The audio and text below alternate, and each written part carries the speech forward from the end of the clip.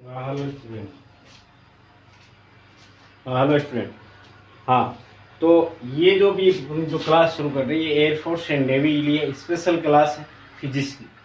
तो ध्यान रहे अपने एयरफोर्स नेवी से ही संबंधित इस वीडियो में पढ़ेंगे। ठीक है, आज हम शुरुआत करने जा रहे हैं। आज डेट हो गई 3/5/22/2020। ओके, तो अपने एयरफोर्स की क्लास शुरू करने जा रहे हैं।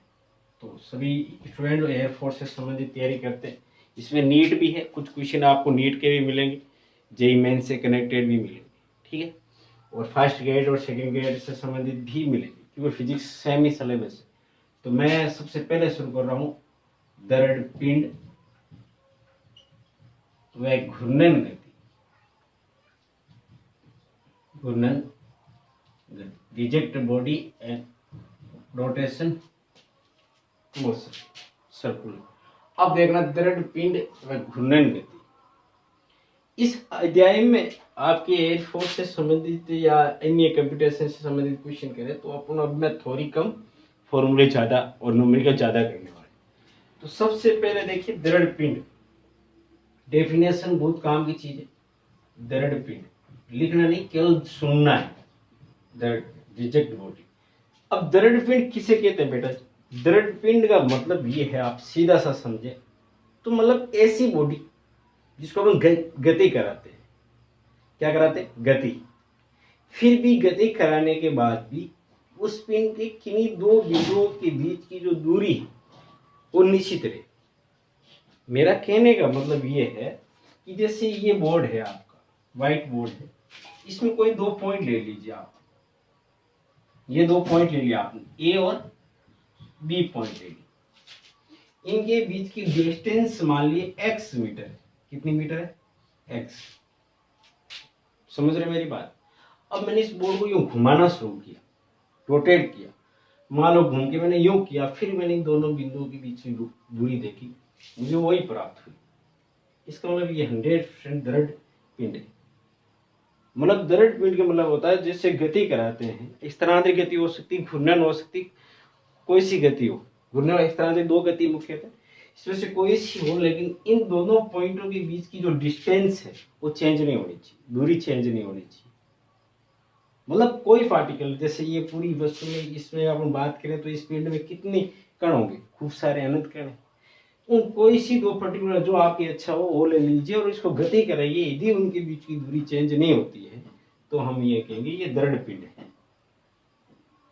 ठीक है, जैसे पानी है या मक्खन है, तो मक्खन को आप क्या करो, दो पॉइंट लो मक्खन है कहीं भी, मक्खन को यूं घुमाओगे, झरने के पीछे घूमेगा, घूमने से उसके कण चेंज हो जाएंगे, तो दरड़े नहीं है, ठोस जो चीज है। वैसे मैं आपको जानकारी में बता दूं, दुनिया में ऐसा कोई दरड़ पिंड है ही नहीं जो पूर्णतः दरड़ हो। आप ज्यादा गति कराओगे तो हल्का सा चेंज होगा, क्योंकि हम जानते हैं अपने अणुगतिक सिद्धांत से क्या है कि कोई भी कण है, कोई भी पिंड है, आप उसको गति करोगे तो उसके कण अपनी जगह कंपन करते हैं। कंपन करने का मतलब ये हो गया कि उनके बीच डिस्टेंस हल्की चेंज होगी, ऐसा है ही नहीं, होगी नहीं। तो आपको दरड़ का मतलब हो गया, आपको दरड़ की डेफिनेशन की याद रखना है, गति कराने पर भी उस निकाय की या उस पिंड के दो कोई निश्चित बिंदुओं के बीच की दूरी कभी भी चेंज नहीं हो, उसे हम क्या कहेंगे? दरड़ पिंड कहते हैं। ठीक है, अब जब गति होगी तो उसमें घूर्णन होगा। अब घूर्णन गति किसे कहेंगे? घूर्णन गति, घूर्णन गति। अब जो दरड़ पिंड है आपका, वो एक निश्चित अक्ष के सापेक्ष गति के। तो देखना, जैसे मान लीजिए मैंने कोई ये पिंड लिया आपका, कैसा ही हो सकता है, पिंड लिया तो इसके एक निश्चित अक्ष मान लीजिए, जैसे मान लीजिए सपोज दैट मैंने ये अक्ष मान लिया।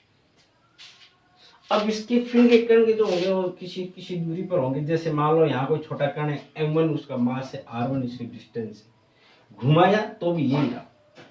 तो अलग अलग ये पिंड अपने अक्ष के सापेक्ष ओमेगा से, ओमेगा इसका कोणीय वेग, कौन सा वेग है? कोणीय वेग, गति करेगा। कोणीय शब्द तो तभी यूज करेंगे जब गति कौन सी होगी? आपकी घूर्णन। रेखीय वेग कब यूज करते हैं बेटा? जब गति कैसी होगी? रेखीय गति, या उसको बढ़ेंगे अपना स्थानांतरण गति। स्थानांतरित गति। उसके लिए शब्द वेग का यूज करेंगे, वहां रेखीय शब्द यूज करेंगे। घूर्णन होगी तो कोणीय वेग करेंगे। घूर्णन के लिए कोणीय त्वरण भी यूज करते हैं, इसको एल्फा बोलते हैं, इसको बोलेंगे कोणीय त्वरण। और यहां यूज करेंगे उसको बोलेंगे रेखीय त्वरण। ये रेखीय त्वरण, ये रेखीय वेग। रेखीय वेग v से, रेखीय त्वरण a से, ओमेगा और एल्फा से। ठीक है, तो घूर्णन गति किसे कहेंगे? कोई भी दृढ़ पीठ अपनी x के सापेक्ष एक निश्चित x के सापेक्ष घूर्णन करे, घूर्णन की गति करे या उसके सापेक्ष घूमे, उसे अपन क्या बोलेंगे? घूर्णन गति। अब कुछ यहाँ अपने पास आए हैं, एक तो ओमेगा है, एक एल्फा है, इसको डिफाइन करता हूँ। तो सबसे पहले देखिए घूमेगा, तो एल्फा और उसके बारे में उसके फॉर्मूले पता होने चाहिए। तो देखना, तो इस गति कितनी होगी? दो, एक घूर्णन और एक दूसरी को स्थानांतरण गति, घूर्णन और स्थानांतरण। अब मैं सबसे पहले इस ओमेगा से, तो उससे पहले एक बात आपको पता होगी कि एक कोणीय विस्थापन भी बोला जाता है। अब कोणीय विस्थापन क्या होता है? जैसे मान लीजिए सर्किल है, कोई पार्टिकल यहाँ खड़ा था, उसने घूम के और अपने कोई थीटा कोण एंगल अंतरित किया, तो ये चला, ये तो रेखीय विस्थापन। ये कितना घुमा है, इसको बोलेंगे कोणीय विस्थापन, कोणीय विस्थापन। अब मान लो ये चाप जो बना उसकी लेंथ कितनी मान ली आपने, एल, रेडियस कितनी मान ली, आर। तो बोलो कोण बराबर क्या होता था आपके पास? कोण बराबर चाप बटा त्रिज्या। ठीक है, चाप बटा त्रिज्या। चाप कितना हो गया बेटा? एल, त्रिज्या कितनी होगी? आर, कोण कितना हो गया? थीटा। तो थीटा बराबर कितना आ गया? L upon R. मात्रा की बात करें तो देखो L upon L, L upon, तो एम के संबंधित में इसका मात्रा, एल का मतलब मीटर लेंथ, चाप, और रेडियस का मतलब मीटर, कट गया। तो भी थीटा किस में मापा जाता है? रेडियन में।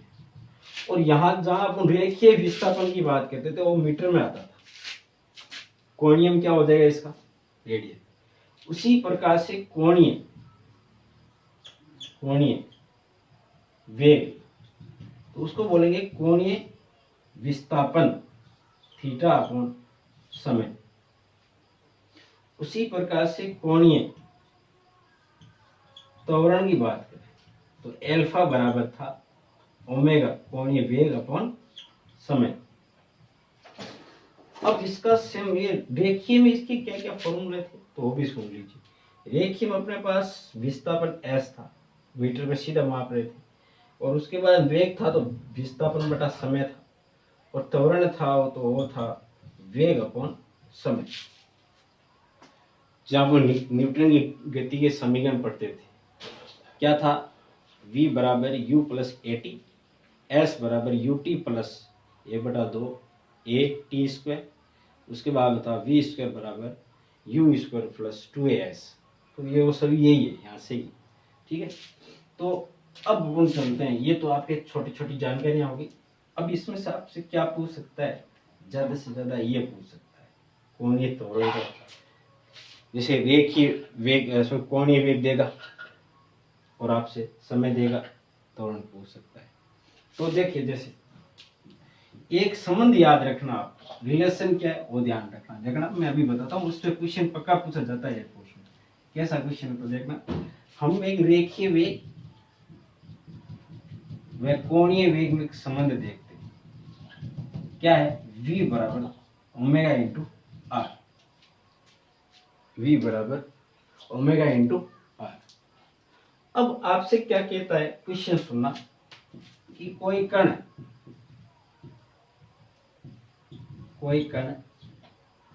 5 मीटर त्रिज्या के वर्ताकार पथ में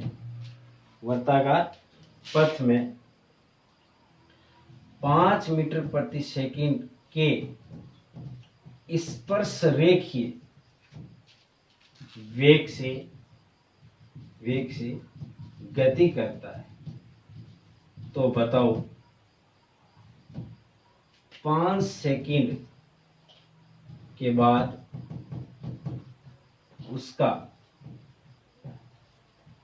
कोणीय त्वरण कितना होगा, कोणीय त्वरण कितना होगा।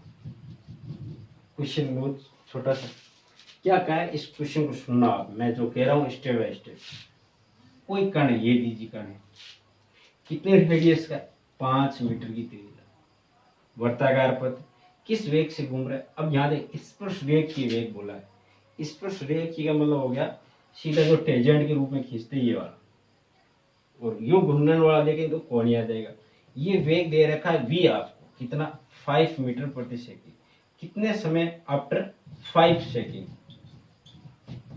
पर क्या पूछा आपसे, एल्फा पूछा है, क्या पूछा है, एल्फा, कोणीय त्वरण पूछा है। तो इसका मतलब v दे रखा है, t है और r है, ये r है। तो हम जानते हैं अपन एल्फा बराबर होता है ओमेगा बाई टी। अब समय से देखो अलग अलग है, जैसे यहाँ पे अपना ओमेगा नोट 5 सेकंड के बाद में मान लो यहाँ आए, तो यहाँ पे अपने पास ओमेगा मान लीजिए, तो ओमेगा माइनस ओमेगा नोट, तो यहाँ कितना था, ओमेगा 0, और वहां आपको निकालना देखना कितना है। तो अब अपना क्या है, अपना यदि ओमेगा आ जाए और समय तो है एल्फा आ जाएगा, तो मैं यहाँ सीधा लेता हूँ ओमेगा बाई टी, कितना लेता हूँ, ओमेगा बाई टी। तो बोलो हम अपने पास क्या चाहिए, पहले ओमेगा चाहिए, ओमेगा होगा तो अपन ओमेगा रखेंगे तो टी अपने पास है, एल्फा आ जाएगा, एल्फा उसने पूछा है। तो हम क्या करते हैं, सबसे पहले दिया हुआ देखते हैं, आपके पास v है, r है, t है, तो हमें पास v और r के बीच से, v और r की सहायता से हम ओमेगा निकाल सकते हैं। तो हम क्या करें, v बराबर ओमेगा इंटू आर, v कितना है 5, ओमेगा कितना है निकालना है, r कितना है 5, तो ओमेगा बराबर कितना आ गया 5/5 यानी 1, ये आएगा बेटा रेडियन प्रति सेकंड। अब ओमेगा आ गया तो एल्फा भी आ जाएगा, एल्फा बराबर क्या लिखेंगे, ओमेगा, ओमेगा कितना 1 और समय कितना आपका 5, तो 1/5, ये आएगा रेडियन प्रति सेकंड स्क्वायर। समझ रहे हो। तो इस क्वेश्चन में क्या सीखे आपसे, अब इसमें डाटा दे रखे हैं तो अपन सीधा नहीं रख सकते ओमेगा, अपन को v और इस r की सहायता से ओमेगा का जुगाड़ करना पड़ेगा। ओमेगा रखने के बाद अपना कौन आएगा, एल्फा आएगा। तो ये क्वेश्चन था, अच्छा क्वेश्चन बनता है। घुमा सकता हूँ, कैसे ही घुमाए, आपको नहीं घूमना है, आपको सीधा देखना है क्या दिया और आप क्या जानते हो, बस इसी की सहायता से हम क्वेश्चन निकाल लेंगे। ठीक है, आगे देखिए, आगे एक शब्द आता है जड़त्व आघूर्ण। अब देखिए जड़त्व क्या है, जड़त्व का मीनिंग था कि पिंड जब गति करता है तो उस गति का विरोध होना। जैसे न्यूटन में अपन पढ़ा था, आपको याद हो तो, न्यूटन का प्रथम नियम था जिसको जड़त्व का नियम भी कहते थे। जड़त्व यानी गति का विरोध करना। अब घूर्णन में होगा तो इसके लिए इसको बोल दिया जड़त्व आघूर्ण, आघूर्ण घूमना। अब जड़त्व का क्या फॉर्मूला होता है, मैं सिंपल सा बताता हूँ आपको। जैसे कोई पिंड है,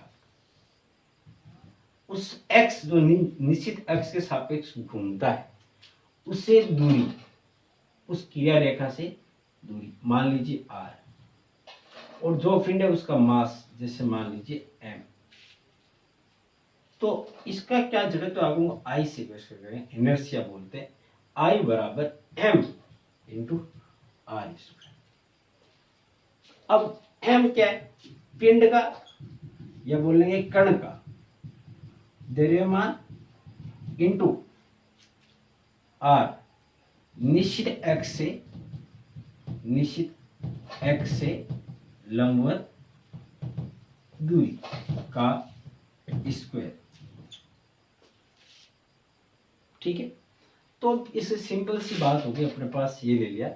तो मैं आपसे पूछूं, जैसे इसका किसी से आपसे मास दे दिया और उसे डिस्टेंस दे दी, तो आप बताइए इसका आई कितना होगा। तो निश्चित x से मान लोगे 5 मीटर की दूरी पर इतना पिंड है। तो मैं एक क्वेश्चन लेता हूं, देखना, किसी पिंड किसी दृढ़ पिंड बोलेगा वैसे, किसी दृढ़ पिंड के निश्चित एक्स से 5 मीटर दूरी पर